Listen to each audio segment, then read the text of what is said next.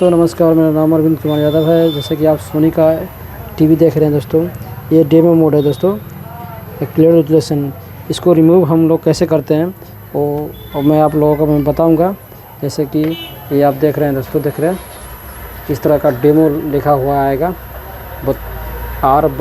R30E LED इस तरह का लोगो आएगा। इसको रिमूव कैसे करते हैं, जैसे डेमो मोड लिखा हुआ है तो सबसे पहले हम इस बटन को रिटर्न बटन जा देंगे।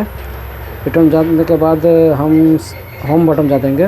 होम जाने के बाद ये जो आप देख रहे हैं दोस्तों, सेटिंग में जाना है दोस्तों। सेटिंग में जाने के बाद ये कस्टम सपोर्ट में जाना है दोस्तों। कस्टम सपोर्ट में जाना, ओके करना है। ओके करने के बाद ये फिर से नीचे करना है, नीचे की तरह करना है, जो कि देख रहे हैं दोस्तों। ये फैक्ट्री लिखा हुआ है, फैक्ट्री सेटिंग लिखा हुआ है दोस्तों। मैं आपको थोड़ा फैक्ट्री सेट लिखा हुआ है जैसे कि देख रहे हैं दोस्तों। इसमें ओके करना है दोस्तों।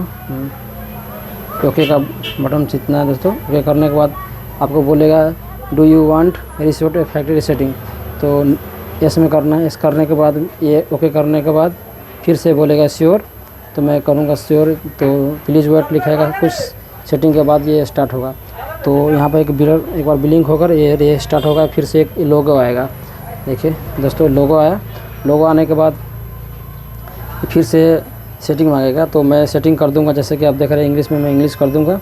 मैं एशिया में एशिया कर दूंगा, और ये दोस्तों मैं एशिया कर दूंगा, और मैं एक फिर से इंडिया कर दूंगा। आप देखिए दोस्तों, इसमें सोप मोड आएगा, डेमो आएगा, तो मैं इसको नहीं करूँगा, डायरेक्ट मैं ओके करूँगा।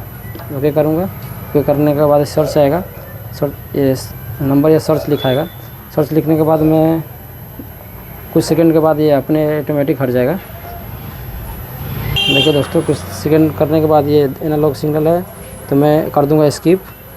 देखिए दोस्तों, ये स्किप मैंने किया, फिर से मैंने ओके दावा। देखिए दोस्तों, मैं यहाँ पर स्किप कर दूंगा। जैसे कि देख रहे हैं स्किप में ओके मैंने किया। तो ओके करने के बाद डेट में सब ये बोलेगा, तो मैं यहाँ पर डायरेक्ट ओके कर दूँगा दोस्तों। ओके कर दिया, और ओके करने के बाद इस तरह का सेटअप आ जाएगा दोस्तों। तो हम फिर से मैं ये भी लगा कर मैं आप लोगों को दिखाता हूँ। जैसे कि देखिए दोस्तों, जैसे कि बैकलाइट जो स्टैंडर्ड में है, कस्टम में है, अब स्टैंडर्ड में लगा के रखिए।